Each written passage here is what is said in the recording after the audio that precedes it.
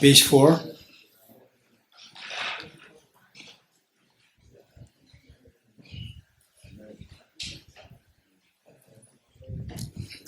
I go for refuge until I'm enlightened to the Buddha, the Dharma, and the Sangha.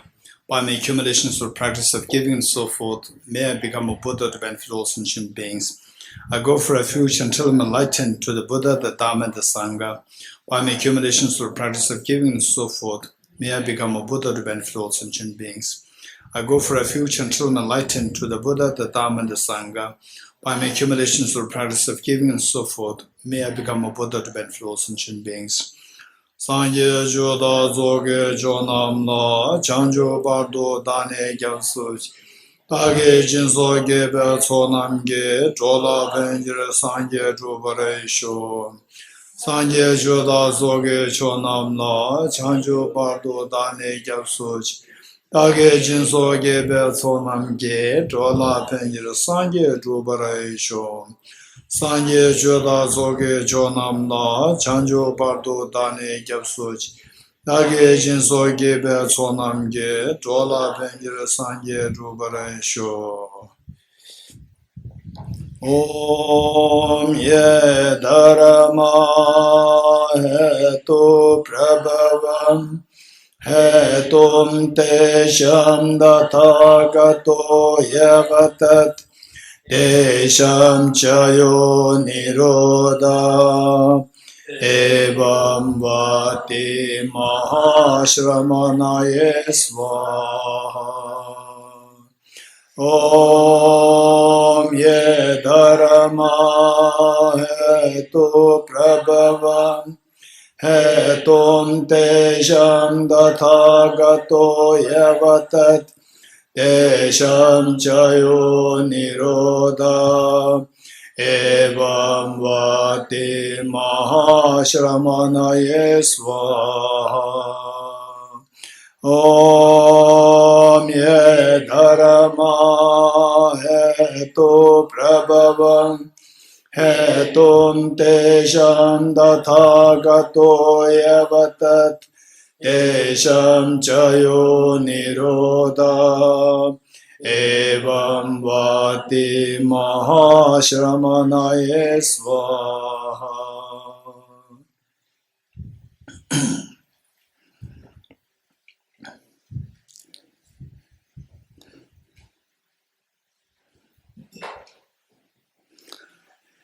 Okay, we are on stanza 5.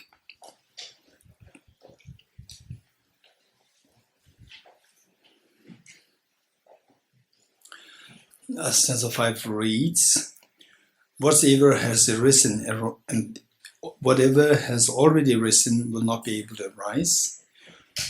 Whatever has not arisen will not arise. The reflections given here by Nagarjuna, in most likelihood, in our life, we never thought about these. For example, let's say that we may take for granted. Say, for example, when we speak about the arising, production, or something arising, this is undeniable phenomena. You agree with me? Arising, for example, say each one of us, like 20 years ago, you look at your own photographs 20 years ago, much younger, right? And then maybe there's one or two who may be like toddlers 20 years ago, 10 years ago younger. So this is what we see. There's something arising. In other words, old age is arising. In our case, old age is arising. And this arising, it is undeniable fact. But if we analyze it, we see that we cannot really locate it. Arise, what is already arisen. What is already arisen, it does not really need to arise. What is not yet arisen. So that is all from the point of view of the belief that things exist the way they appear to us. How do things appear to us? As objectively real, nothing to do with the mind. If the subjective mind is removed, then to account everything on the basis of the object, there are so many contradictions there. We never explored these things. Sometimes we end up in some form of the contradictions there, but we don't really go into these too much. So now we deliberately go into these reflections. Say, if things exist the way they appear to us, independent of our mind, then we see that there are many contradictions, and at times it really make you feel suffocated.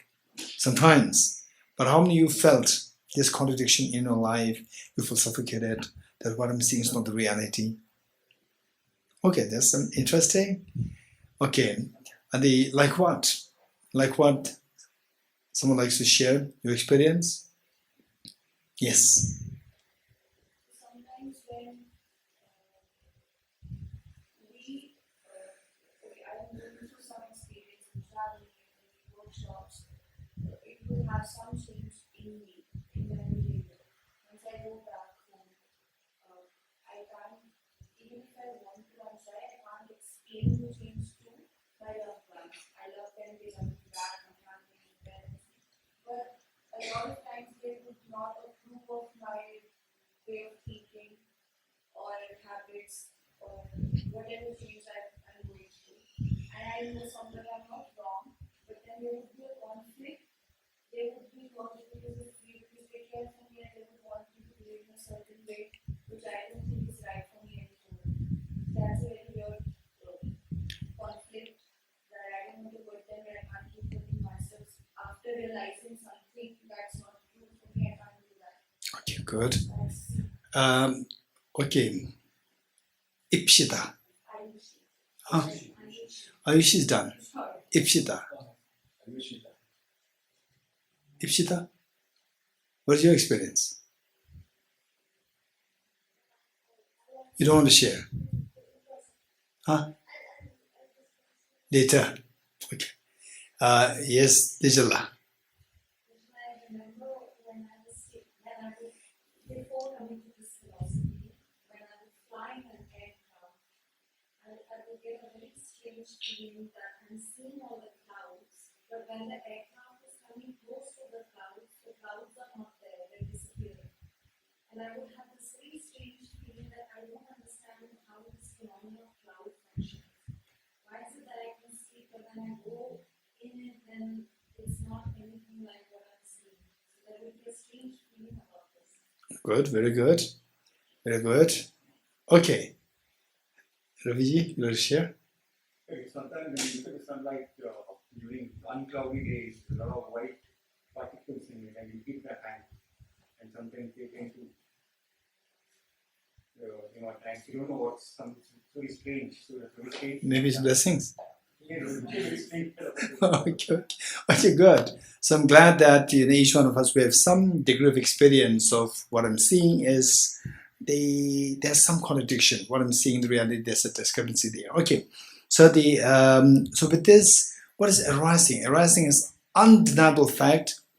Undeniable fact means it exists. When you look at it, you cannot find it. So this is what is, say, the phenomenon of arising.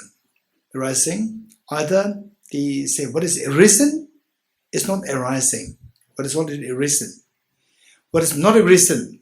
What is not arisen is like non-existent. What is not arisen? Say from the object. From the object, let's say this is a seed, and then the shoot. Say at the time the seed, if the shoot is already there, then there's no point in the seed. If there's no shoot, then the shoot has to come later from the seed. You agree? Okay. If that's the case, then what's the link between the shoot and the seed? What's the link? What's the link? How does it give rise to this shoot? How does it give rise to this shoot? This shoot is yet to come. Yet to come, which means where your mind has nothing to do with that. So then the shoot is not yet to come. Shoot and the seed, these two are like two independent things from the object. From the object, they are like two independent things. So how they connected? In your mind, you do feel that there's some connection still. There's some connection still. What is that connection? Anybody? It belongs to the same Continue. Shoot belongs to seed. It won't be sprout of some other seed, for example. It will be sprout of corn. So from the object, what is there which connects the two? From the object. Certain characteristics of the seed. So the Nature of no. We have the same DNA. Uh We have the same DNA. same DNA. same DNA. Okay. Yes, Matthew. It's a causal connection, right? Yes, causal connection. It's not correlation, it's a direct causal connection. Yes, causal connection. What is that connection? Where is that? Is it at the time of the seed or at the time of the shoot? Time of the seed. Okay, it is not at the time of the shoot. And we don't see it later, but the tree is visible in the very propensity of the seed. Okay, so the Yeah, potential. okay, let's say where is this potential? It's latent inside the seed. So the potential is it the connection or not the connection? It's the connection. Connection is the seed. Connection is in the potential. Is the potential. Yes. The potential is in the seed. When the seed is on the table. When the seed is on the table, when the seed is on the table, the connection is there. What is the potential in the seed with conditions, other causes and conditions? Okay, so from the object, there's nothing there as the connection. It has to bring, you have to bring something else. So this is where dependency comes into being. If you have to invariably bring something else, then the dependency is there. There's nothing independent from the object. So what is that?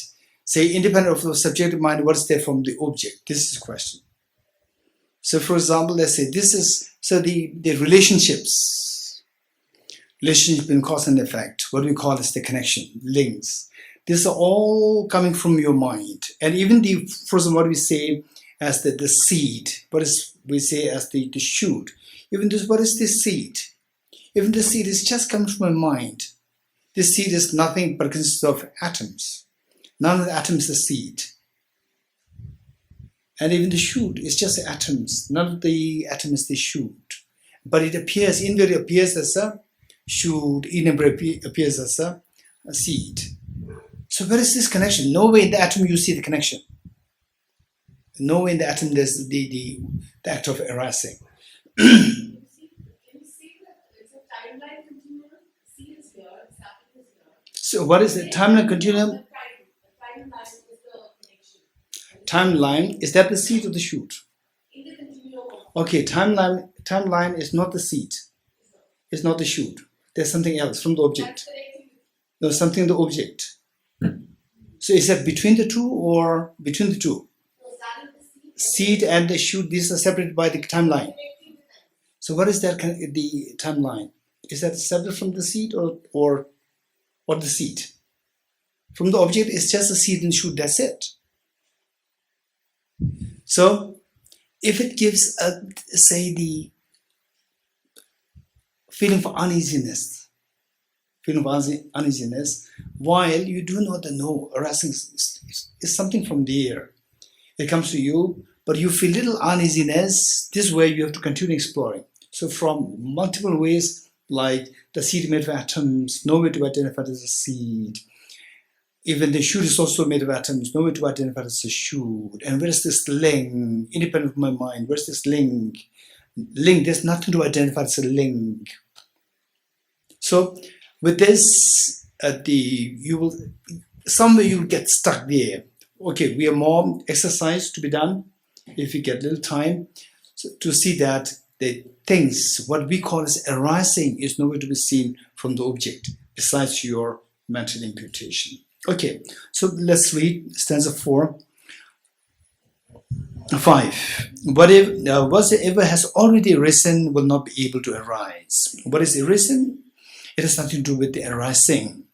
Whatsoever has not arisen from the object. Okay, let's see. From the object, what has not arisen? If the mind is totally cut off, if the subjective mind is totally cut off, purely from the objective existence, whatsoever has not arisen will not arise. From the object, what has not arisen, which means from the object, from the object means objective, independent, absolute.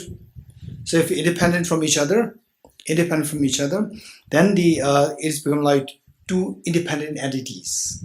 For example, seed and shoot, these two are conventionally we say these two are connected. But if we say that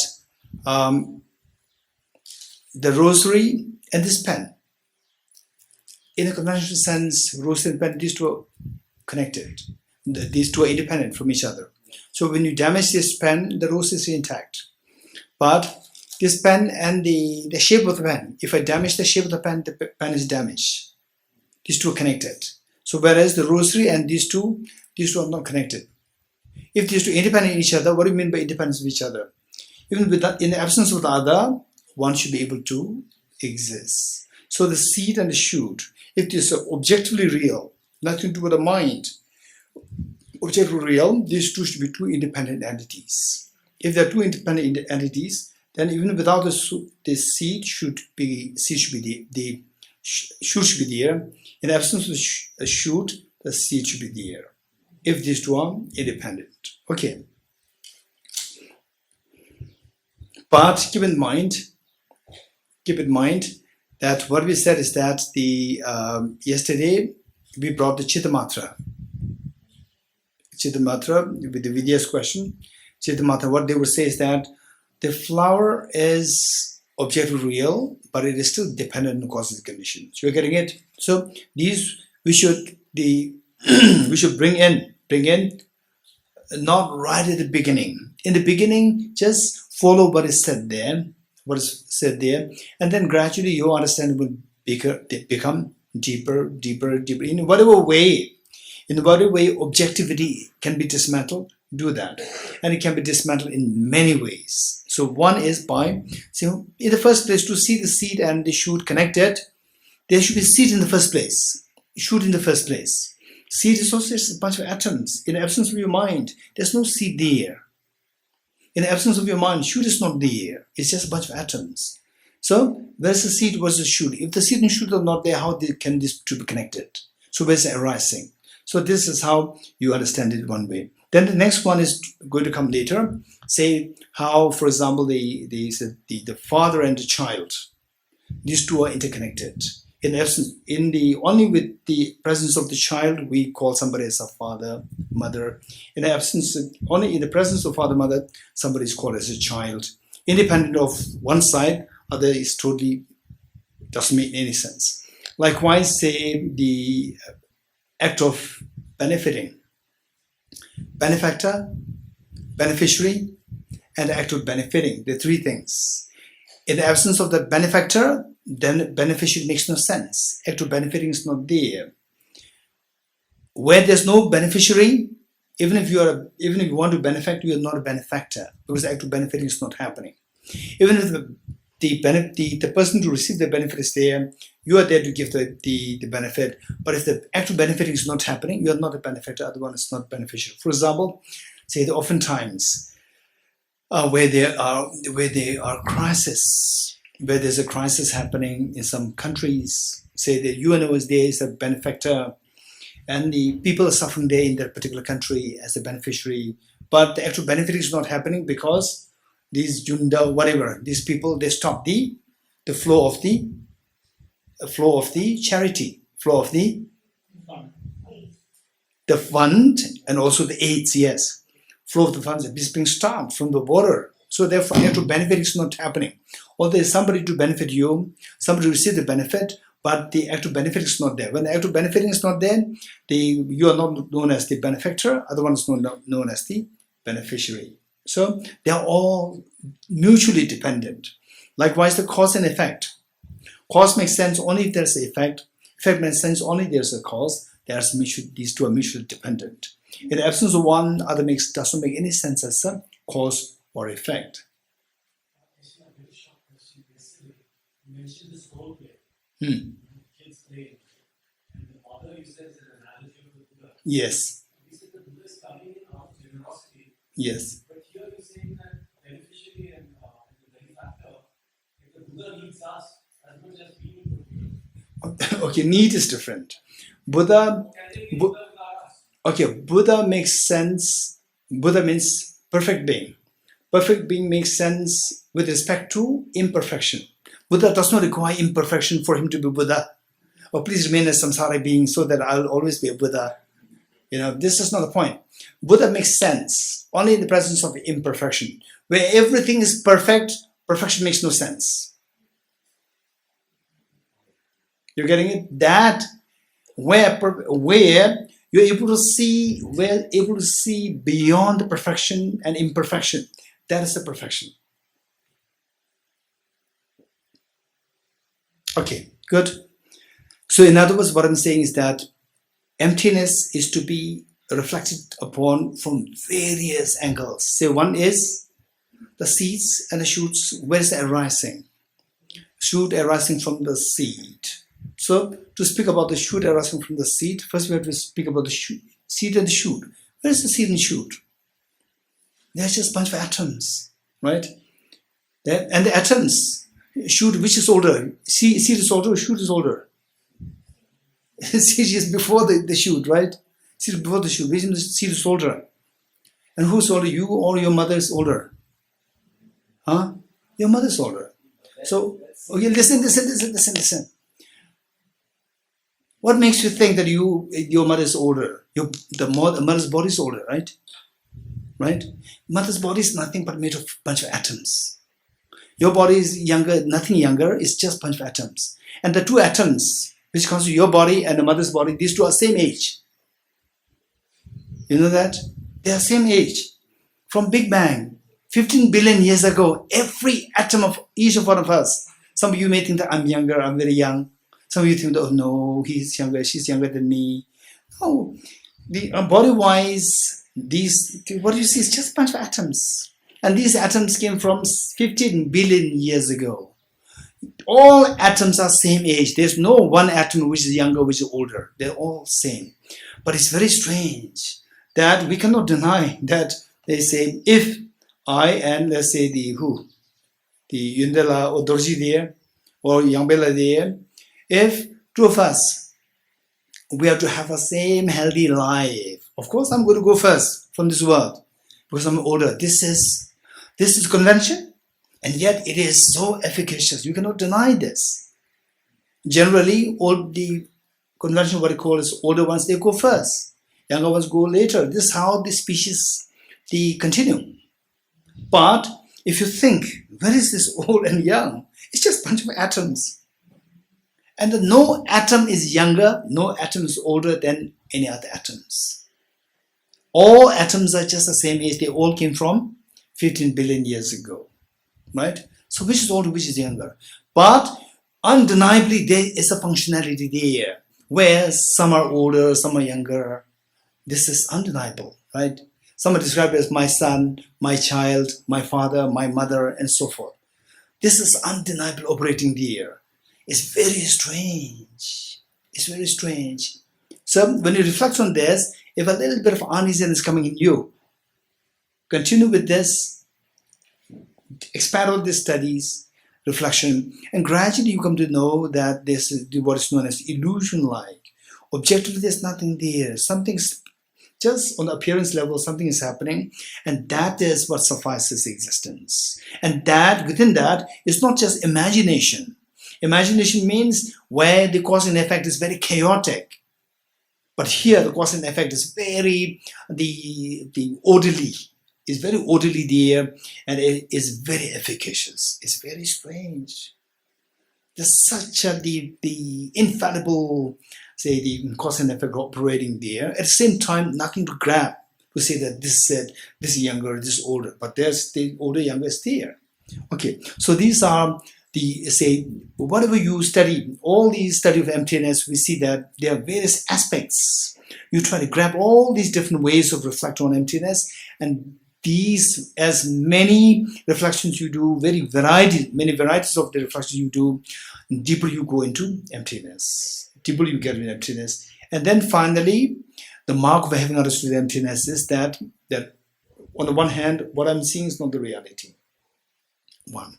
On the other hand, the functionality is undeniable. This is infallibly operating. The world is infallibly operating so in an orderly way. So when you're able to see the compatibility with the two, only then you are in the proper direction of emptiness. So till that point, so the way Lama Tsongkhapa presented in the three principal parts, in which we included in this book. So there, if you see these two things as dichotomous, on the one hand, emptiness, oh yeah, what I'm seeing is not real. It's not real. But on the other hand, what is this? These are just, what is cause and effect does not really exist. And what is old and young, they do not exist, because we are just a bunch of atoms, and atoms, they are all same age. If you say like this, you cannot account for the functionality of the world. You cannot account for the infallible dependent origination. If that happens, you understand emptiness is not complete. It is not the proper understanding of emptiness. Although you are very confident that what I'm seeing is not the reality, but it is not the proper understanding of emptiness. Okay. 5. Whatever is already arisen will not be able to arise. So what is already arisen from the object, what is already arisen, it does not arise because it is already arisen. Whatsoever has not arisen, the future, what is to come to the future, given that what is to come to the future and what is now, these two are, if these two are to exist objectively, these to be independent of each other. If there's independent of each other, then the second will not be given rise to by the first. Whatsoever has not arisen will not arise because what is arisen and what is not arisen, these two are not connected from the object. These two should be two independent things. Either a phenomenon has already arisen, or else it will arise, meaning that if you look at the object, either should be already there or non-existent, one of these two things. What is existent, it should not arise. What is non-existent is non-existent from the object, independently. If it's independently non-existent, no cause can affect it, because it should not be dependent on any other factors. Whatever is in the process of arising should have already, also process arising. When we speak of the arising, the seed and the result. When arising, then the cause and effect must be included. So the cause is already there, effect is yet to come. So what is already there does not require to be arisen. What is yet to come, the result. So since it is not there, and if it exists objectively, it should be independently real. If it's independently real, it should not be dependent on any other factors. No factor should be able to make it arise. So it should forever remain unarisen.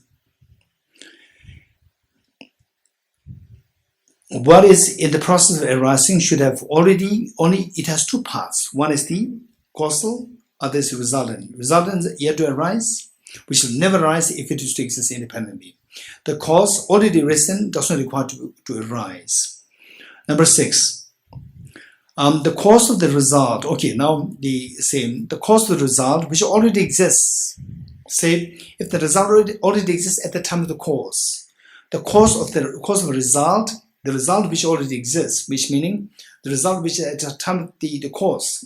If the cause and the result are simultaneous, then the cause is not a cause. Cause makes sense only if it contributes to the result. But if it is already there, it does not contribute.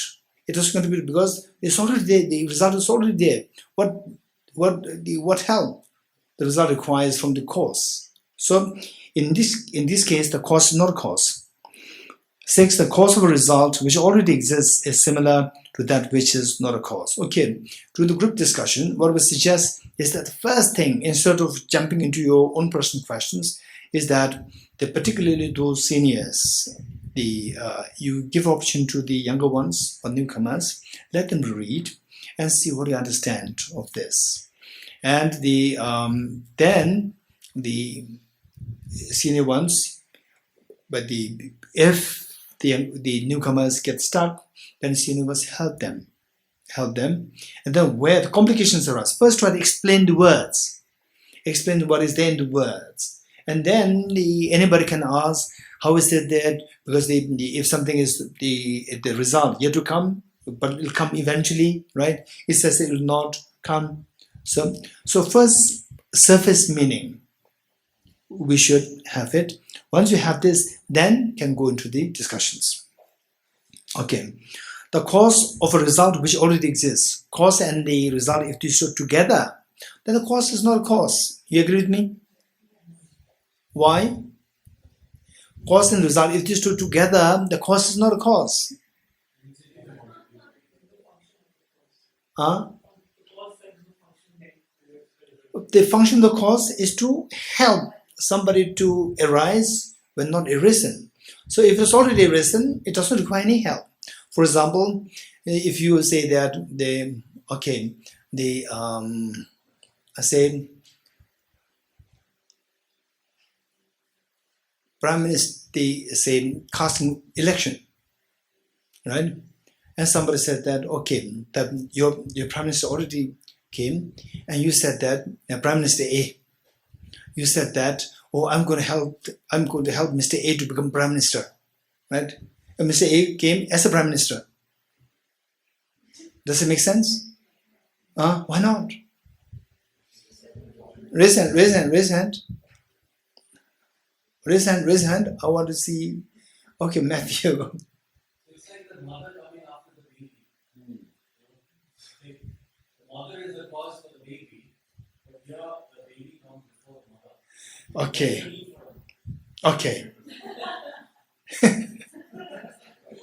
Without the baby, the mother is not the mother also.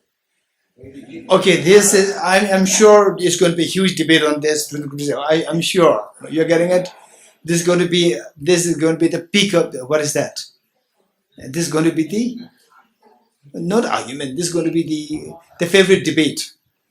Right? Okay, anybody else? If you say that, that your Mr. A comes as a Prime Minister, right?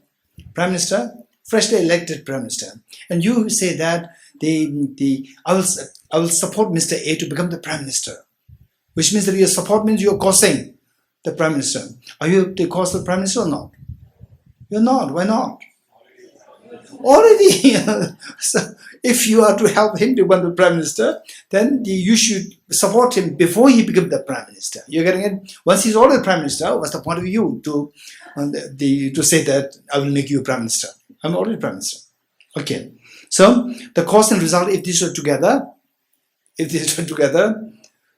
I know that the mother and the child debate, the Matthew will be the forerunner. I can see that.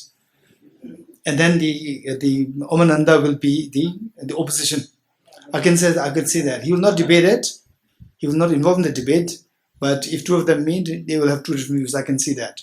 Yeah. Okay. Number 6. The cause of a result which already exists is similar to that which is not a cause. That you got it. Also, in the case where a result does not already exist, then its cause will be similar to that which is not a cause. Say, a cause but no result, right? A cause with no result. Saying that, the country has abolished the system of the prime ministership, and you say that, I'm going to make Mr. A prime minister, right? So does it make sense? It doesn't make sense. Why not? Huh? Because the concept of prime minister is totally irrelevant, right? Say from the object, if there is the result there, at the time you see it, from the object there's no result there. There's no result there from the object. So then the result not being there from the object means independently. Independently there's no result.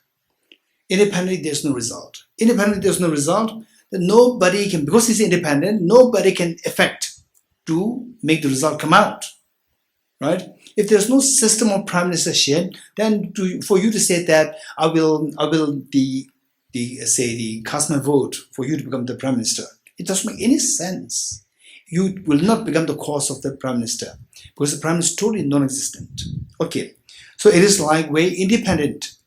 The prime minister the result to be independently real, then it should be independent of the cause, and the cause should have nothing to do with the result. And if the result is not there, it will forever remain as non-existent, in which case the cause is again a non-cause. Also in the case where a result does not already exist, then its cause will be similar to that which is not a cause. A phenomenon should be either existent or non-existent. So which means that the phenomena either which should be existent or non-existent. And objectively, okay, this is another point that we need to keep in mind. Objectively or independently, if something exists independently, it should forever exist. Like the, what we call as the law of inertia. What's the law of inertia? Anything which is moving, it should keep moving. Anything which is static should forever remain static. This is the law of inertia. Likewise, independently, if something is existent, it should be forever existent. If it is non-existent, it should be forever non-existent. You're getting it? So this rationality must come to our mind. Usually we never think about these things. In fact, before I came in contact with physics, so this law of inertia, it never hit my mind. Only when that is taught, then, wow, that's amazing. This is a brilliant idea. How come that somebody has come to realize this much? That if something is moving, it should be always moving. If something is static, it should forever remain static. If there's no counterforce. That's amazing. This was what came to my mind when I might be 13 or 14 years old. Okay, thank you, Ipshita. Okay, and then the thing should be either existent or non-existent. For example, we speak about today's apple seed. Then today's apple seed means a prospective future of the apple trees, which is non-existent, either existent or non-existent. And what is existent is already existent. What non-existent will never come into being if it exists truly. A phenomena should be either existent or non-existent, but cannot be both non-existent and not non-existent. Cannot be both, because these two are contradictory. Therefore, it is not suitable to assert that there is either an inherently existing cause or an inherently existing result in the three times. Okay, so now the things that, so here what is rejected is inherently existing cause and effect is rejected. So the opponents say that then the truly existent cause and effect is rejected. If there is no true cause and effect, which means cause and effect, they're all deceptive. What we are saying is all deceptive. If that is deceptive, then the Buddha taught the cause and effect. The Buddha taught for example, for the eye consciousness to arise. There's a flower there. There's a flower there. To see the flower, to know that there's what's in my hand? A flower. How do you know that there's a flower in my hand? I can see that. My eye consciousness can see that. For you to have this eye consciousness, how many conditions are required? So the Buddha taught 3 conditions are required. One is that the stimulus, the objective condition, the object. The second one is your eye sense power.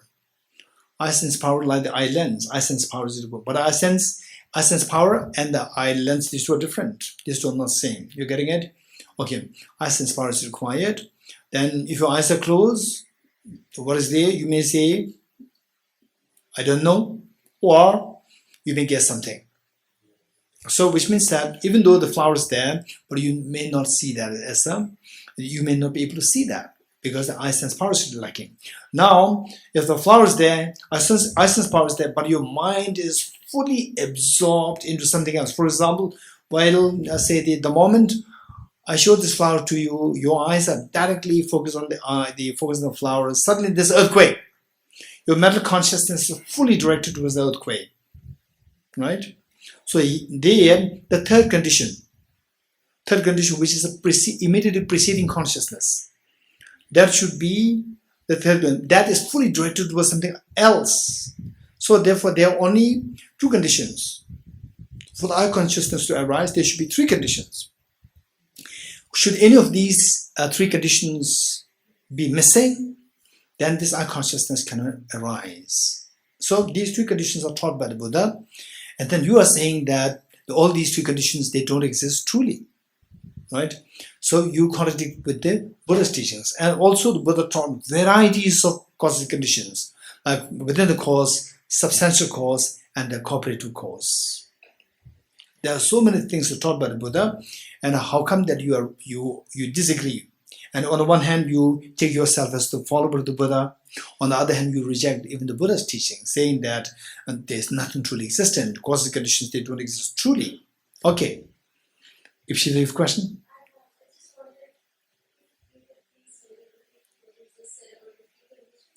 Okay, first one is the flower, object, the object. Second one, sense, I sense power. Number 3 is the immediately preceding consciousness. Immediately preceding consciousness, because this consciousness, immediately preceding consciousness, should take the place of, we say for example, immediately preceding consciousness, say it may be thinking about, oh, the lunch, today's lunch is just fabulous, it's amazing. You think about it, and then I show this flower to you, then it should direct from the lunch to the flower, right? For this immediate preceding consciousness is required. I sense power is required. If your I sense power is not there, then this mind cannot be directed towards the flower. And the flower should be there. In the absence of the flower, you cannot see the flower. So these 3 conditions are required. Yeah. Okay. Yes. Which one? Okay. This is extremely important psychology. This is extremely important psychology. And the Anirban, right? Okay. If possible, we have to study the Buddhist psychology.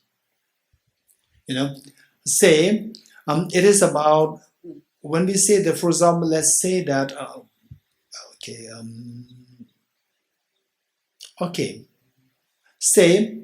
let's say that say you are a part of the, you are a, what do you call it? You are a part of the drama, right?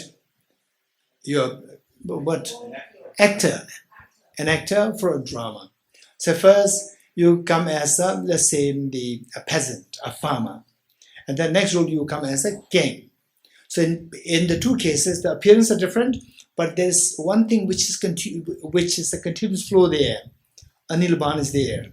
Anirban, who acts as the farmer, and next acts as a king. There's a flow there. Likewise, say what knows within you, right? Okay, this lunch is so good. I really appreciate this lunch, right? Okay, so that is your mind thinking of the lunch. So suddenly I say, what is this? What is this? Then this mind is like my hand busy with the rosary, and suddenly you said that, Geshe, where's the flower? And then I let go of the rosary and pick up the flower.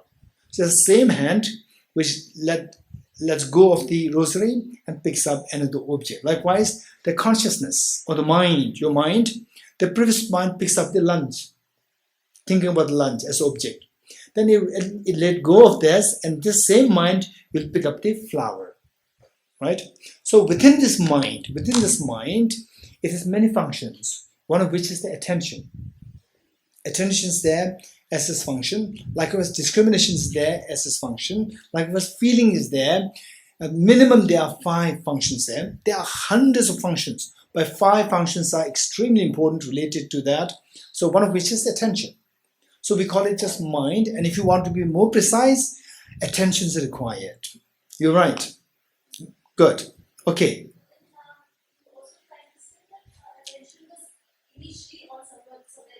Yes. Yes, that's true. The attention was busy with the lunch. Then you said, hey, what is this? Then your attention is brought from the lunch, let go of the lunch, and brought diverted towards the flower. Good. And sometimes when we just daydream, right? So we're supposed to be meditating. We're supposed to be meditating, and then your mind drifts, right? It starts drifting away, and the mind cooks stories, drifting away. And after about 10 minutes, what happened? What I'm doing, right? So again, you like wake up, so attention becomes very loose. attention becomes very loose. And sometimes the attention becomes too loose that you even don't know, you have no clue what you were thinking, what I was thinking. Right? Attention was too loose. Okay, good. Thank you. Okay, next.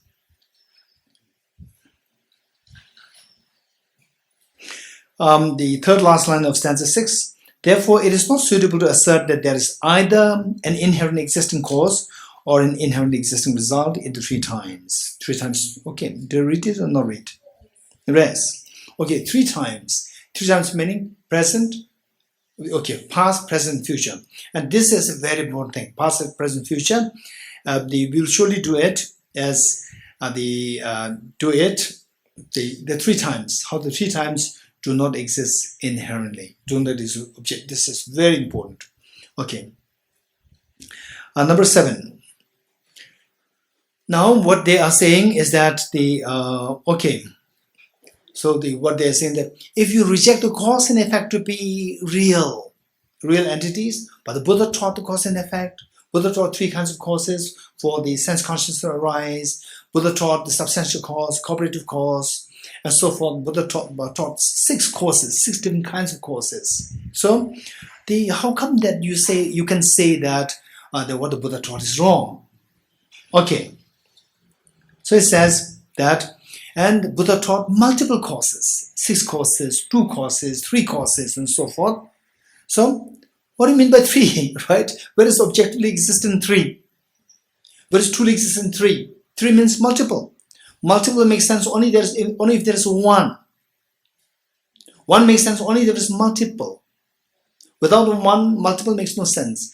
Without multiple, 1 makes no sense. They're all dependently real. They're all dependently existent. There's nothing independently there from the object. It's just how your mind imputes. How your mind imputes 1 and multiple. From the object, there's nothing that is 1 or multiple. Right? Okay. 7. If 1 and multiple, now Nagarjuna is analyzing 1 and multiple. How the 1 and numbers, multiple causes, numerous causes. Numerous causes means there should be what is known as the numerous. So without 1, there cannot be many or multiple. And without many, it is not possible to refer to 1. Therefore, 1 and many arise dependently and as such, phenomena do not have the sign of inherent existence. Sign meaning, let's say, the characteristics of independent existence.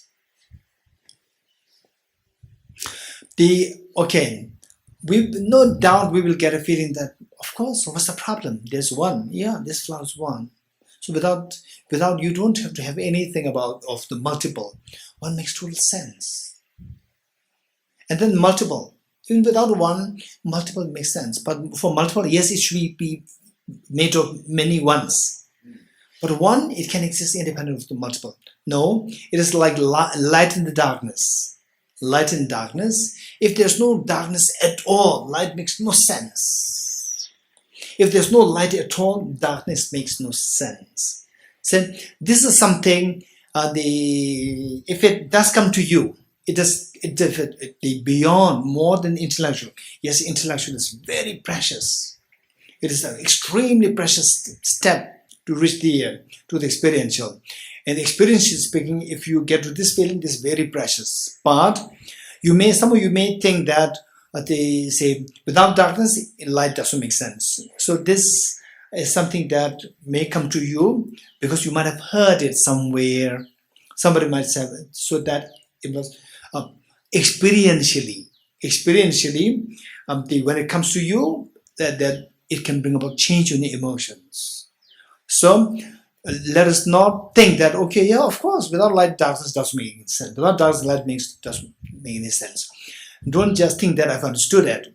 So if it has no effect on your emotional world, you have not understood it, at least experientially. You're getting, this is so precious. And how this happens is that I would say that these are like to explore into emptiness. There's perhaps the last stage. For example, like subject object. Object makes sense. For example, say the arising of object makes sense only if there's a mind seeing it as arising. And the mind seeing the arising makes sense only as the object arising exists. So these two are mutually existent. This will make sense. This, I think, may be the last level of understanding of emptiness. So before that, we can talk about it. So it does help us to scratch the self-grasping ignorance to some extent. For example, if you like to say, take out gold from deep underground, so you dig the earth first. This earth has nothing to do with the gold, right? You dig the first layer of earth, there's no gold there. Second layer of the earth, still there's no gold. And sometimes it's very boring, you know. Yeah, so this is how it works. So all these studies, although it has nothing to, no emotional transformation taking place within you. So in the absence of the subject, object makes no sense. In the absence of object, subject makes no sense. These two are mutually dependent. At least we have to say like this. We have to say like this and try our best to think about it, and real understanding, experientially, it'll come on the last stage, right? So initially, these things are easier. Like for example, the flower made of atoms. Yes, that's very true. On the atomic level, you don't flower. Yes, these are more easy, right? But like the subject object, the mutuality of dependency, and so forth, the 3 times, they are a little more complicated. Okay, Zola.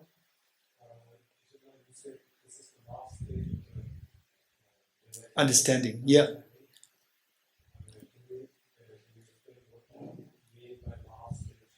Meaning that, say, the experience of emptiness is like a progressive process.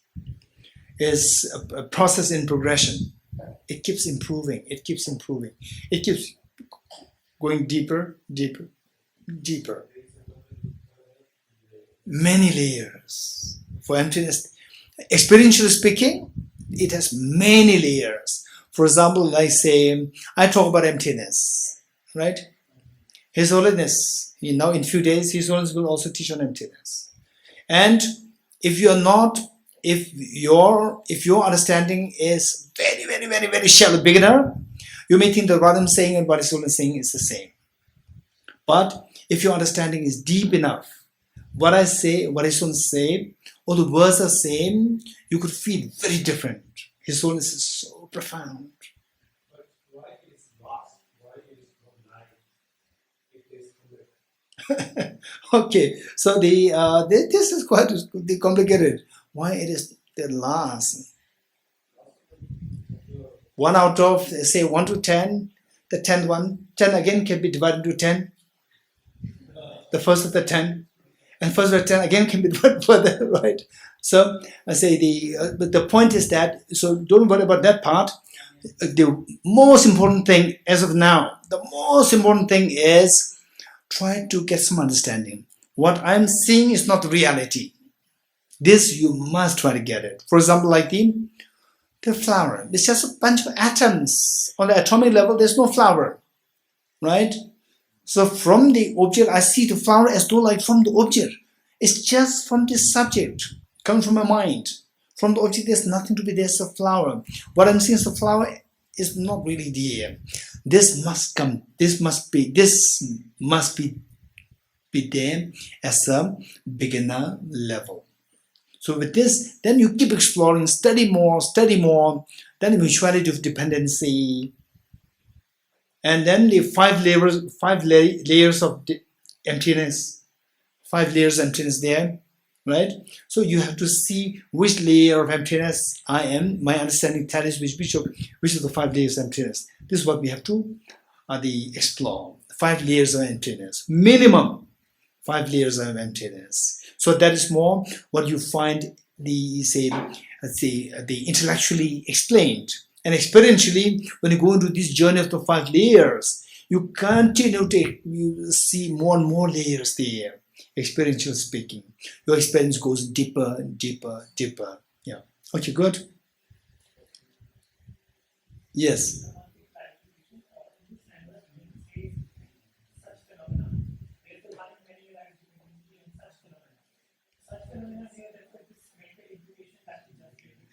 Which stanza? 7? 7 or 6? 7, third one. 7 or 6? 7.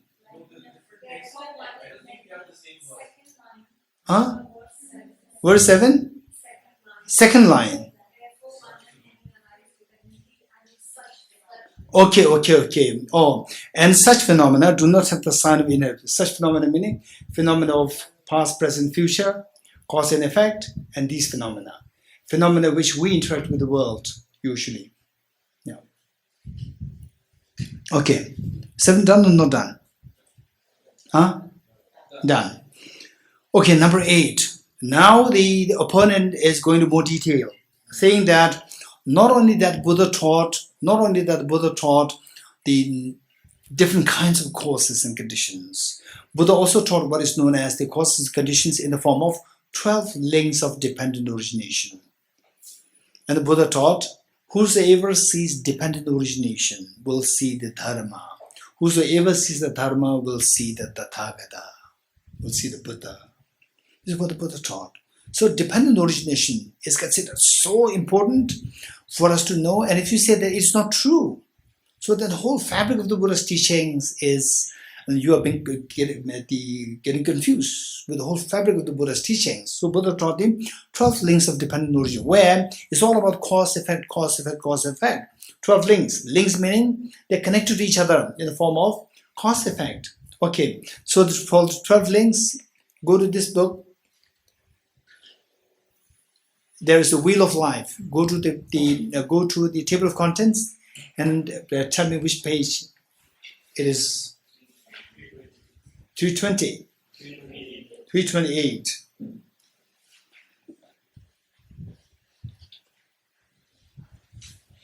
Okay, mine one is different. 319. Okay, somewhere to 318. Yes, 318. 318, the picture is on 318, description is on page 319. And okay, so if you look at this painting, and the innermost circle, then the next circle, then third circle, fourth circle. The fourth circle, how many the sections are there? Some of you just guess it must be 12. Okay. Are you sure there are 12 or 11? Okay, 12. So these are known as the 12 links of dependent origination. And these 12 links of dependent origination, I don't want to go into too detail. I will just go to the explanation. Where is that? 12 links. Okay, turn to page. What I have is on page 326. Most of you have it on page 326. 326. 326. The book which we have,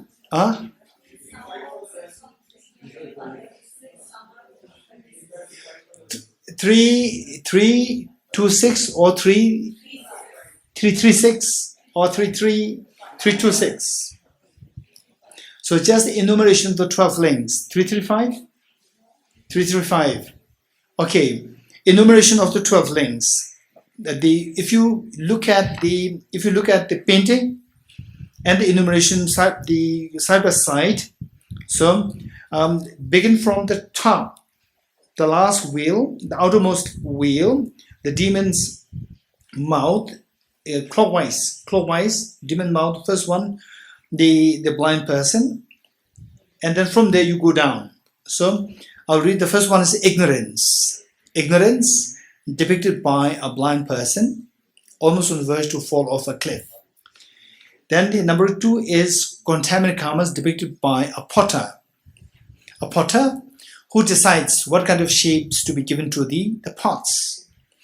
What kind of next life is going to be determined by our karmas. Our karmas like the potter. Then number 3 is the consciousness depicted by a monkey. And just as a monkey jumps from one tree to the next tree, likewise our consciousness or our mind moves from one tree of the life to the next life, next birth. This is what jumps to the next. Then the number 4 is the two passengers in a boat. And if there's a boatman, ignore that. Right? Right. There should be two passengers in the boat. These two passengers, they symbolize the name and form, meaning that your body, your mind, these two are like the two passengers, right? Going from the birth through to the end, through to till the death. So we are going there, so that we are the two passengers are your body and your mind. These are your two passengers. Whether you like it or not, these two passengers should be together till you reach the other point. Whether you like it or not, right? Okay. Don't ask me, right? The wooden boat or the metal boat, right? No, wooden boat or metal boat. Don't ask me that, right? Whether boat, what is the size of the boat? Don't ask me that. So the idea is that the two passengers, the boat is crossing the river. Likewise, we are passing the river of the life, right? And the two passengers, that's more important. So if there's a boatman, ignore this, right? Okay, the two passengers are your body and your mind. Whether you like it or not, the two passengers, you have to be together. Sometimes fight, right? But together till their life comes to an end. So the body and the mind. Yes.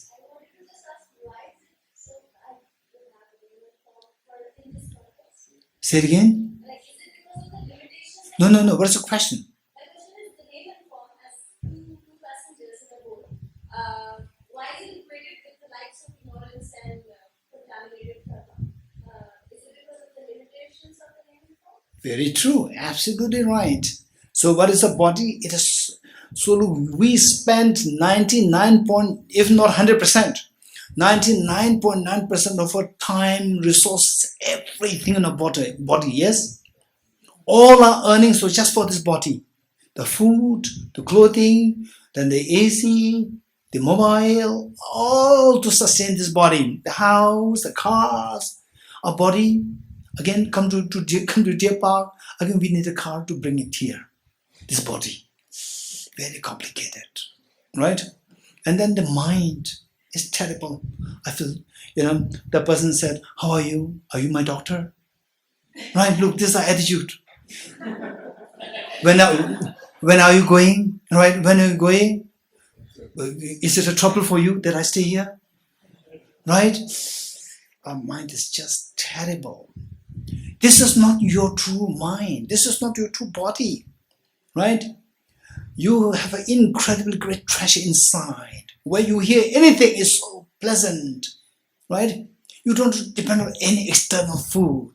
You don't have to spend like 99.99% of your time, energy, resource on the body. Your body is naturally perfect. Your mind is so pure, so happy all the time. That's not your true nature. So why this is, the name and form trapped in this boat?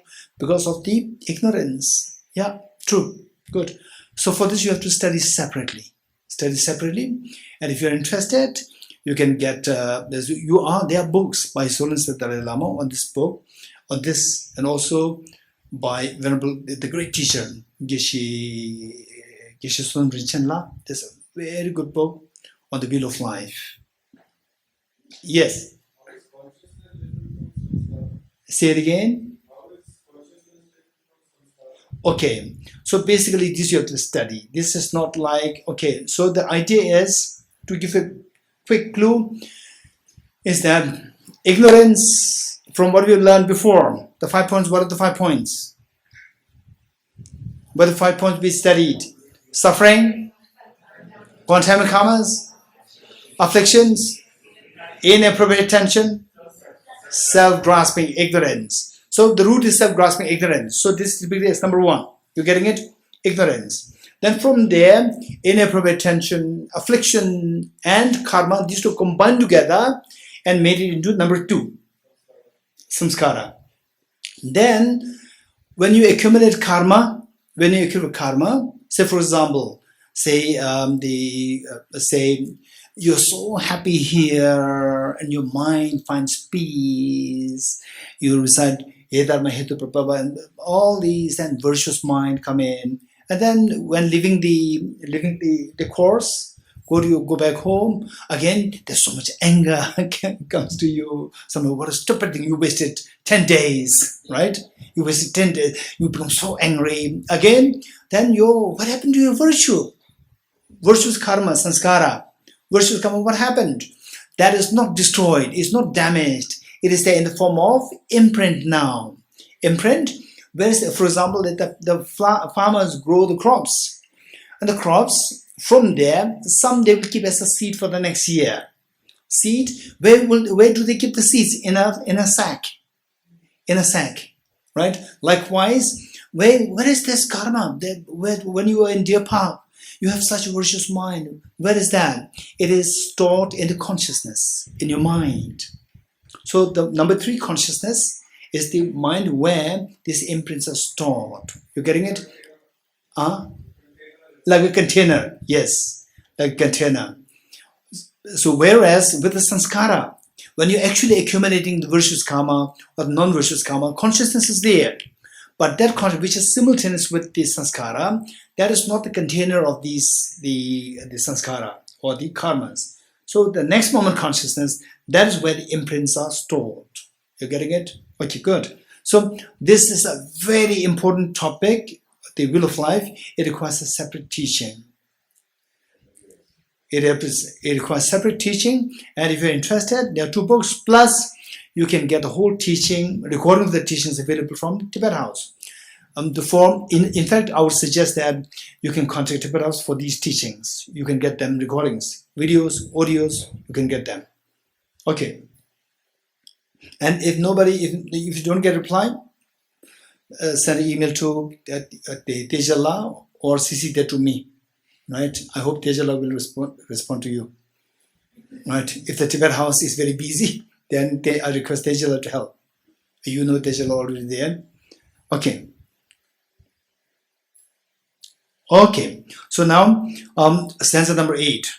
The 12 limbs of dependent origination result in suffering. So in other words, that the Buddha taught that whosoever sees dependent origination will see the dharma.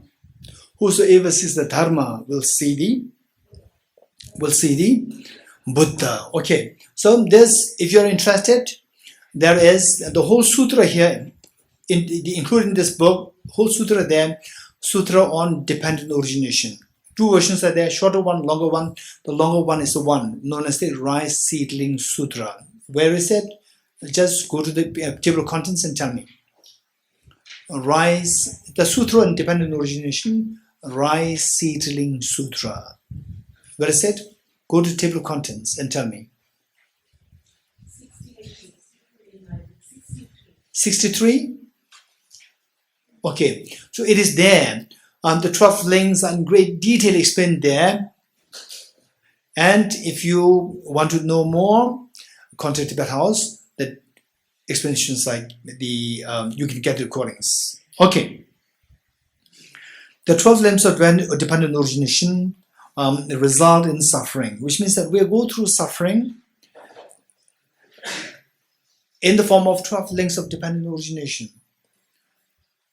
12 links, and these links, they're all connected to each other. The 12 links, cause effect, cause effect, cause effect, cause effect. This is how they're connected.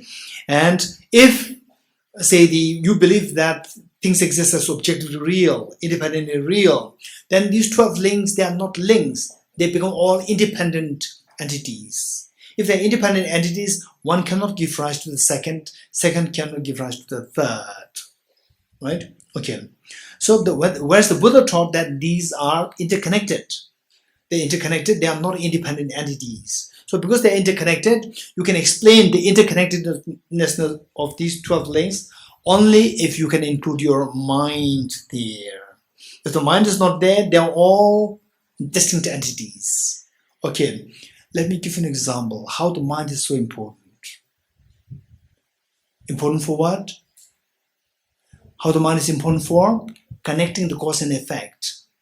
Connecting the cause and effect. I'll just give you one example. Okay. Imagine that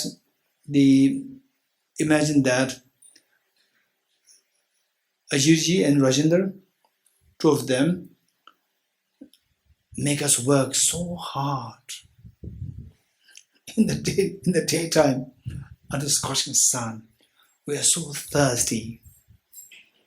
We are so thirsty. We are so hungry, right? And you ask the Rajendra, please inform Ajirji that we need something to drink or something to eat.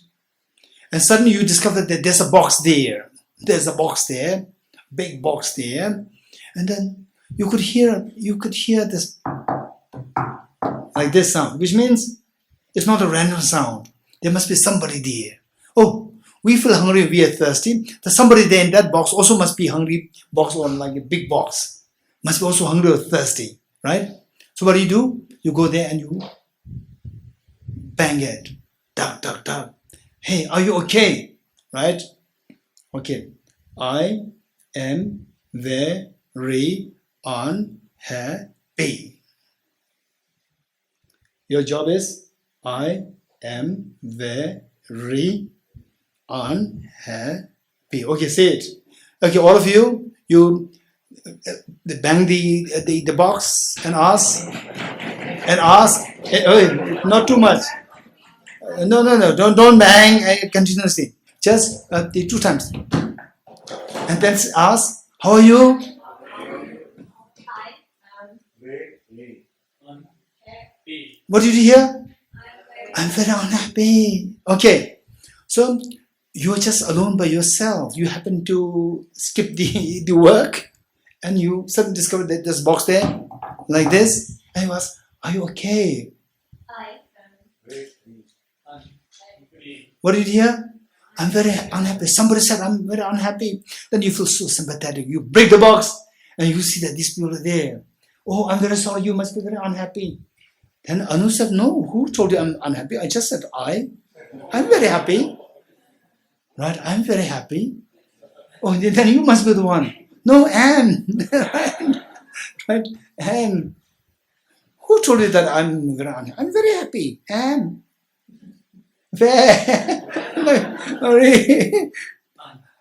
On. I just said P, right? I just said P. Who said that I'm unhappy? I'm very happy, P. Right? So, who told you? Oh, no, I heard somebody said, am I hallucinating? You started doubting. Am I hallucinating? Then you went to Omar, right? Hey, Omar, please come with me. I must be hallucinating because I'm so hungry and thirsty. I'm maybe hallucinating. Just see if it's my hallucination. Omar, please come. And then Omar and 2 of you both ask, how are you? I am very happy. Omar, did you hear somebody said, I'm very unhappy? Am I not hallucinating? No, you are louder. Am I hallucinating? Huh? Right? Did you hear that? Very pleasant no. It's not no, it's pleasant no. Right? Okay, so, it's very reassuring. Okay, lucky that I'm not hallucinating. Okay, somebody said I'm unhappy. And then Omar comes in and then asks Omar. Ask.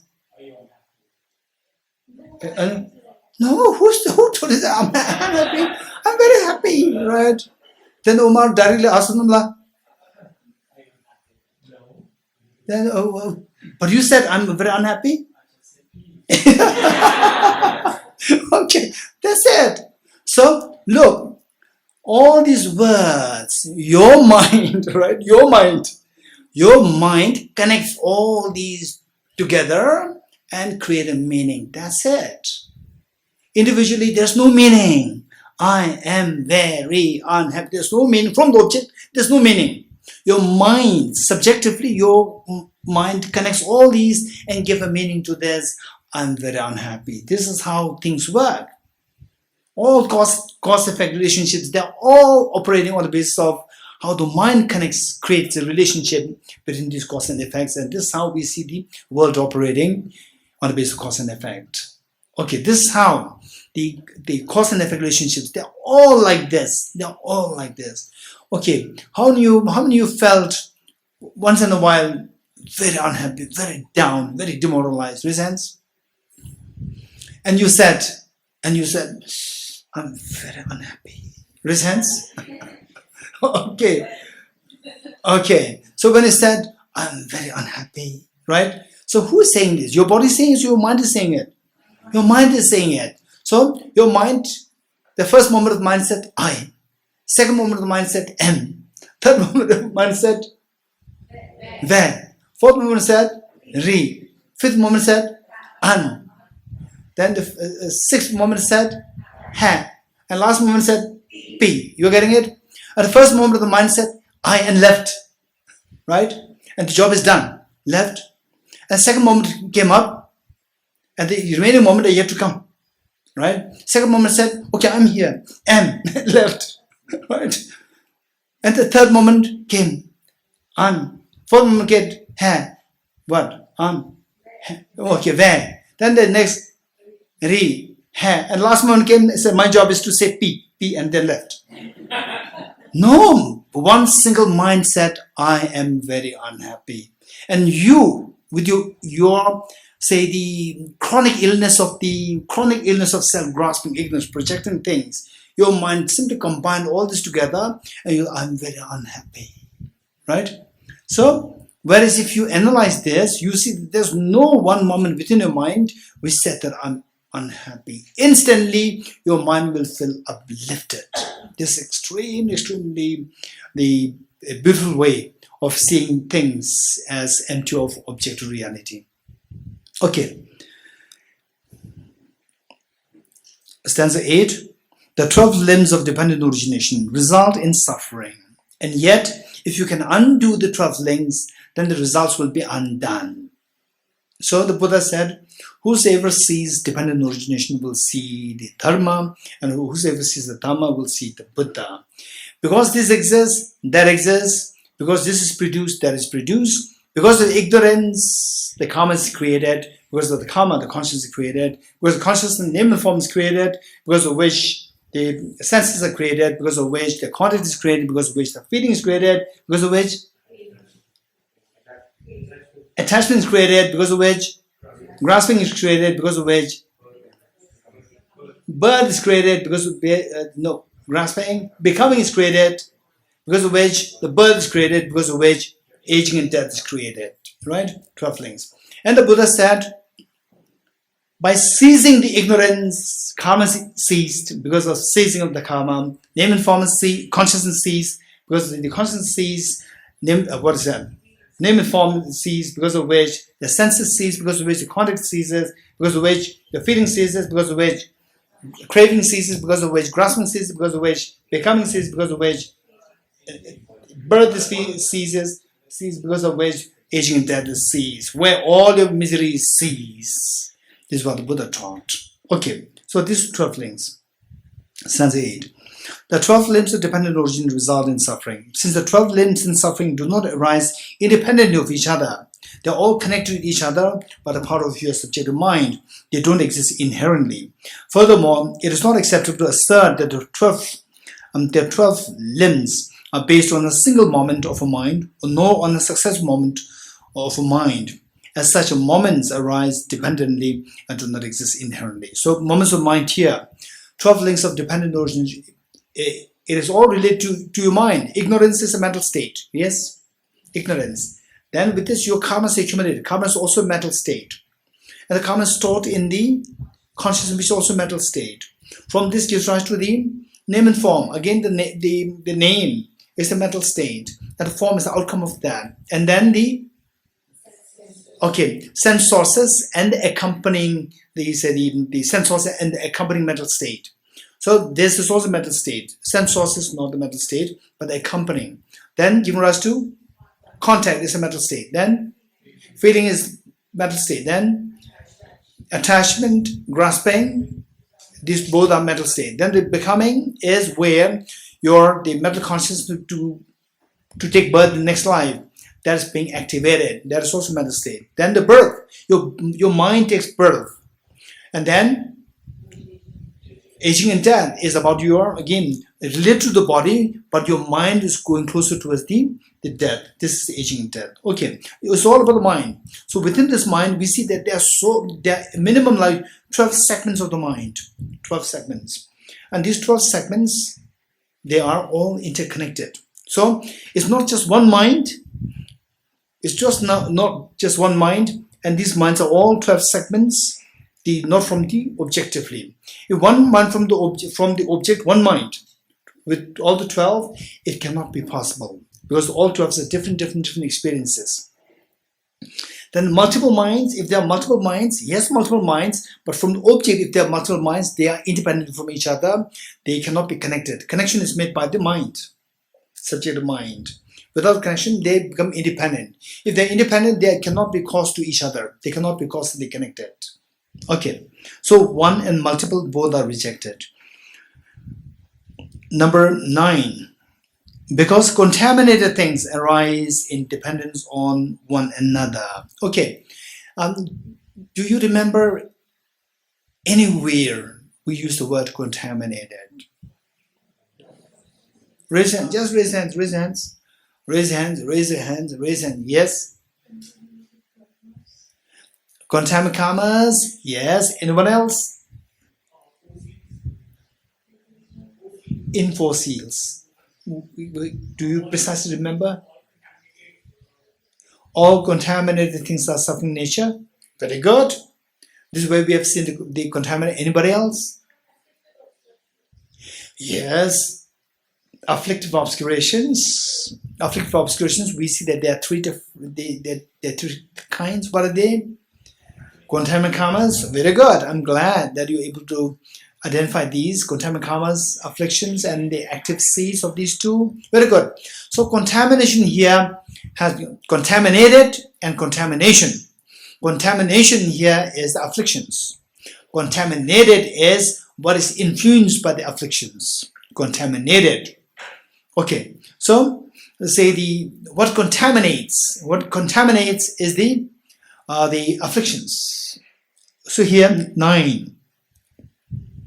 Because contaminated things arise in dependence on one another. So the contaminated, ignorance is contaminated, then the inappropriate attention is contaminated, afflictions is contaminated, and the contamakamas is contaminated. So these are all contaminated, what binds us in samsara. So they arise, these contaminated things, the 4 things which we learned, the 4 things, what? Contamakamas, afflictions, inappropriate attention, and self-grasping ignorance. These 4 things, they are all causally connected. Causally connected, because contaminated things arise in dependence on one another, causally connected, dependent on each other. They do not exist inherently. Okay, they do not exist inherently. Now, we see that the Buddha also taught what is known as, yes, the 4 seals. What are the 4 seals? What are the 4 seals? All composite things are impermanent. All contaminated things are suffering nature. Everything is the nature of emptiness, selflessness. Transcendental sorrow is absolute peace. Okay. From the 4 seals, we see that they say in the Theravada, in the Pali Canon. In the Pali Canon, we oftentimes see only the first 3 seals, 3 lakshana. Only the first 3 seals. Not the 4th. The 4th one is not indicated. It's not for any other reason. There's no contradiction. It's just the same. The 4th one is a resultant state. Resultant state, and the first 3 are the causal states which you have to put effort in, and then you will invariably experience the 4th one, right? So the 3 were indicated. Within the 3, we see that first, the opposite of these 3 are the understanding of these 3. They are the counterforce to the 4 misconceptions. Counterforce of the 4 kinds of ignorance. 4 kinds of ignorance or 4 misperceptions. What are the 4 misperceptions? Seeing impermanent phenomena as permanent. seeing impure things as pure, seeing miseries as happiness, seeing things of selfless nature as of self-hurt. Okay, let us say this again. What are the 4 misconceptions? Number 1, seeing impermanent things as permanent. Number 1. Number 2, seeing suffering as happiness. Number 3, seeing impure things as pure. Number 4, seeing things of selfless nature as of self-hurt.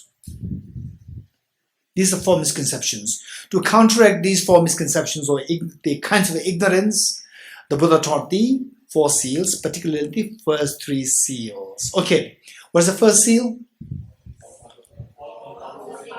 All composite things are impermanent. That is to counteract the seeing the permanent phenomena as impermanent phenomena as permanent. Okay, what is number 2? All contaminated things are suffering nature. So that is counteracted, but that counteracts the misconception which views suffering nature as of happiness. All contaminated things are not happy, they are suffering. Okay, number 3. What is the third misconception? What is impure viewed as pure? That is counteracted by understanding of the emptiness. The third one which says everything is the nature of emptiness and selflessness too. There are 2 there. Emptiness, selflessness. Say the emptiness part. Emptiness part, that is what counteracts the misconception of perceiving impure thing as pure. Then finally, seeing this selfless nature as of self-hurt. That has been counteracted by seeing things as selfless nature. Everything is the nature of selflessness. What you got? So now the Nagarjuna is indicating that the rejecting the opponent's position. The Buddha taught the 4 these. Say when you meditate in emptiness, right? Whether you understand emptiness is good, bad, whatever level of understanding of emptiness you have, just meditate on this, and your mind, to a great extent, it calms down. You could feel the calmness. The very next moment, somebody says, "What a stupid thing that you're doing," right? You are the one who is responsible for all these problems, right? Instantly your anger arises. The mind becomes extremely, say, the I, solidification of I happens. That I is so solid as permanent. Then if this lasts for like a few days, going back to meditation emptiness is very difficult. Going back to meditation emptiness, again the mind has to settle from the very gross to the subtle. It takes time. You can see that these gross afflictions, they reinforce your self-grasping ignorance. Okay, so it says 9. Because contaminated things arise in dependence on one another, the 4 contaminations, the worst of which is ignorance, self-grasping ignorance. What are the 4? What are the 4? The contaminations in the context of the 5 points indicated by Nagarjuna related to suffering. Self-grasping ignorance giving rise to inappropriate tension, giving rise to afflictions, giving rise to contaminated karmas. Okay, these are the 4. So these 4 things are linked to each other, and causally they are connected to each other. They're dependent on each other. Because contaminated things arise in dependence on one another, they do not exist inherently as permanent phenomena, nor do they exist as inherently as impermanent phenomena. Meaning that inherent meaning from the object, independently. From the object, there's nothing exists as a permanent, impermanent, pure, impure, or selfless, or the self-hurt, or what else. Happy or unhappy, right? So this is all what comes from your mind, mental projection. They do not exist inherently as permanent phenomena, nor do they exist inherently as impermanent phenomena. Neither as phenomena with self-nature, nor without self-nature, which means selfless nature. Neither as pure, nor impure. Neither as blissful, blissful here better, go for happiness. Neither as happiness, nor as suffering. It is thus that the 4 distortions, 4 misconceptions do not exist. Okay, distortion, there's an ambiguity there. This word distortion in the context of the object being distorted, or the mind which distorts, or the act of distortion. There are 3 things. When we say concept, concept in the form of object, concept of emptiness. Emptiness is a concept. The mind which consists of the emptiness, that's a concept of emptiness as the subject. So the same word can have multiple meanings. So here the distortion is in the context of the object, not the subject. The four distortions do not exist as the qualities which inhere in phenomena, but rather imputed to phenomena. So what is permanent, impermanent, and so forth? Permanent, impermanent, happiness, pure, impure, happiness, unhappiness, then selfless and selfhood, they are all mentally imputed. 10. There are no four distortions. There are no these four misconceptions which exist inherently, and thus there can be no ignorance arising from them. So, because that these the four misconceptions, they don't exist inherently, so there's no inherent existent ignorance which is given rise to by these four. The distortion and the can you repeat what is distortion? Okay, distortions, the four distortions. You want to give this? Yes. Okay. Yes. Yes. Number 10, there are no four distortions which exist inherently, and thus there can be no ignorance arising from them. There's no ignorance objectively arising from these four distortions, because that ignorance does not exist inherently. It cannot give. Okay, now the ignorance. So ignorance, the first link of the 12th link, the first one, ignorance, that is given rise to by the four misconceptions. And then because that the ignorance does not exist independently there, but only by dependence on these four, so ignorance does not exist objectively real. If there's no objectively real, the ignorance, for example, let's say that, okay, what I'm doing,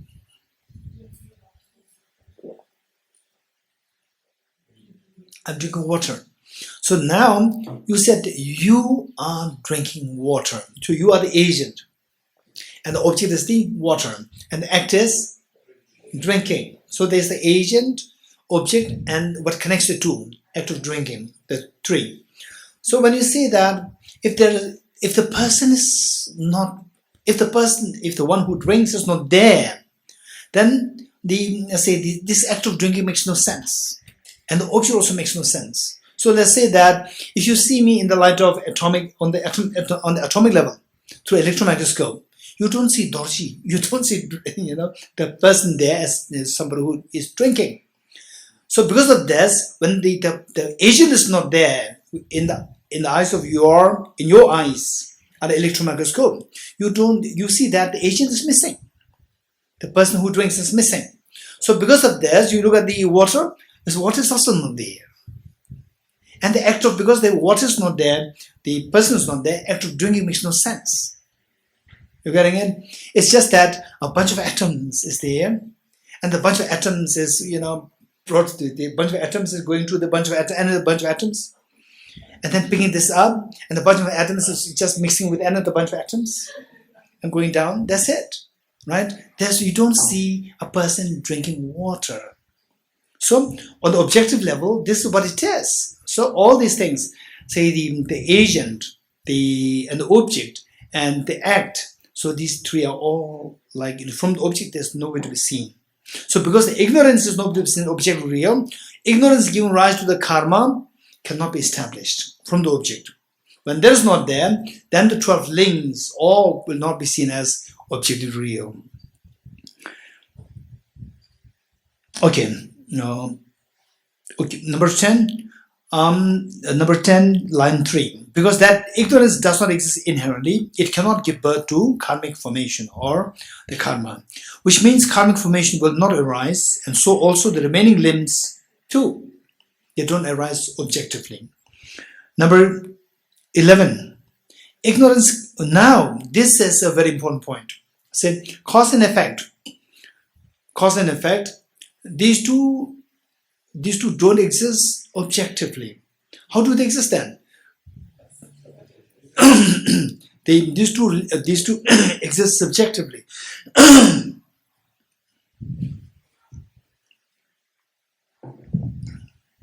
Subjectively, the one is cause and the other is result. So when we say that the result is dependent on the cause, yes, this is very common. Result depends on the cause. This is very common. We all agree. So in fact, all systems, except for some, all systems, they believe in results coming to being, but depends on the causes. This is what it is. What about the causes depend on the result? This is something which ordinary people don't think of. Many philosophers, they don't think of this. The cause depend on the results. We only think about the results depends on the causes. Hey, study well, because that otherwise you will not succeed in your life. The result. So results depend on the causes. What are the causes depend on the result? This is something which we never thought about. In reality, given that there's no objective reality there, so they are all mutually dependent. Results are dependent on causes, and causes also depend on the results. So there's mutuality of dependence between cause and effect. Number 11, ignorance cannot originate as a cause except in dependence on the karmic as the result. Causes depend on the result. Also, the karmic formations cannot originate except in dependence on the cause. So, causes depend on the results, and results also depend on the cause, which is ignorance. Because ignorance and karmic formations are interrelated, interconnected. There's mutuality dependency as cause and effect. And so these two are known by the Vedic cognizer not to exist inherently. Because they're mutually dependent. They don't independently exist. Number 12. By itself, now the 12 links. There's 12 links. None of these 12 links exist independently, although we see them as so independently real. Right? Okay. By itself, none of the 12 links can originate inherently, but must depend on the remaining limbs. How then can one limb produce another limb independently? Moreover, because one limb has originated as cause in dependence on the other limbs, so how can it act as a condition for the origination result such as the other limbs? Say that because these are dependent. They're dependent. The one limb gives rise to the result, which means the effect is dependent on the cause, and then giving rise to the effects also comes into existence by depends on cause. Cause also comes into existence by depends on the effects. They're all mutually connected. There's nothing from the object existing inherently. Okay, maybe we'll read this and we'll live here. So the father and son. The father is not the son is not the father. But one person is referred to as father, other one is referred to as son, because of the mutuality of dependency. There's nothing inherent there to say that this is a father, or this is a son, or this is a child. It is only by mutuality dependence that the father makes sense or the child makes sense. The father is not the son, and the son is not the father. These two are mutually not non-existent, meaning they are mutually existent. And the two of them cannot arise simultaneously. It is likewise with the 12 dependent limbs. Okay, we'll stop here. We'll do the dedication prayer, a short dedication.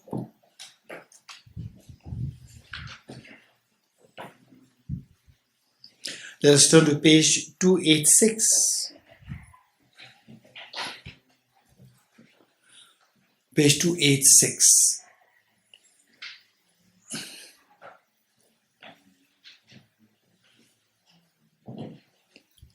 Okay, what about others? Is it 286? 296. Okay, sorry. It is 288. In mine, it is 288. Additional dedication prayers. 294. 294 or 288? 294 or 288? Okay. As we read the dedication verses, let us try to invoke the meanings within the mind to the best we can. Okay, with that in mind. In the land encircled by snow mountains, you are the source of all happiness and good. All powerful, generously Tenzin Gyatso, please remain until samsara ends. Just as brave Manjushri and Samantabhadra too realize things they are, also I dedicate all these merits in the best way that I may follow their perfect example. I dedicate all these rules of virtue with the dedication praise as the best, by all the Buddhas who appeared in the 3 times, so that I might perform the noble Bodhisattva's deeds.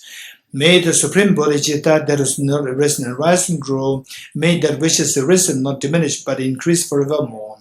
As long as space remains, as long as sentient beings remain, until then may I truly remain to dispel the miseries of the world. Due to the merits of these virtuous actions, may I quickly attain the state of a Guru Buddha and lead all beings without exception into that enlightened state. I dedicate the merit thus gathered towards the realization, the teachings and the prayers of all the Buddhas and the Bodhisattvas of 3 times, and to the upholding of the Dharma of teaching and realization. Through the force of this merit, never separate from the 4 wheels of the Mahayana vehicle, and accomplish all the stages of the path, renunciation, bodhicitta, persevere in the 2 stages. With the wish to free all beings, I shall always go for refuge to the Buddha, Dharma, and Sangha until I reach full enlightenment. Inspired by wisdom and compassion, today in the Buddha's presence, I generate the mind of full awakening for the benefit of all sentient beings. I go for refuge to the Triple Gem. I confess the negativities individually. I rejoice in the virtues of all the beings. I hold the precious Buddhahood in my heart. By the power of practicing and supplicating to you, may all be free from sickness, poverty, and conflicts, and may Dharma and the auspicious proliferate in all the places where we abide. The path of union of emptiness and compassion is lucidly explained by the protective Buddha, Dharma, and the beings of the land who snows. With the lotus holder Tenzin Gyatso, we supplicate you that your wishes are fulfilled spontaneously. May the operations of evil thoughts and deeds of the negative forces, humans or non-humans, who harbor malice through perverted prayers against the teachings of the Buddhas, be totally vanquished through the path of the truth of 3 jewels. In all my lives, never separated from perfect gurus, may enjoy the magnificent Dharma by completing the qualities of the stages and the paths, may quickly attain the state of Vajradhara. Throughout my future lifetimes, may I always be guided by the Manjushri and be able to uphold the Dharma in general and the teachings of dependent origination in particular, even across my life. Deata Om Gate Gate Paragate Parasamgate Bodhiswaha Deata Om Gate Gate Paragate Parasamgate Bodhiswaha Tyata Om Gate Gate Paragate Parasamgate Bodhiswaha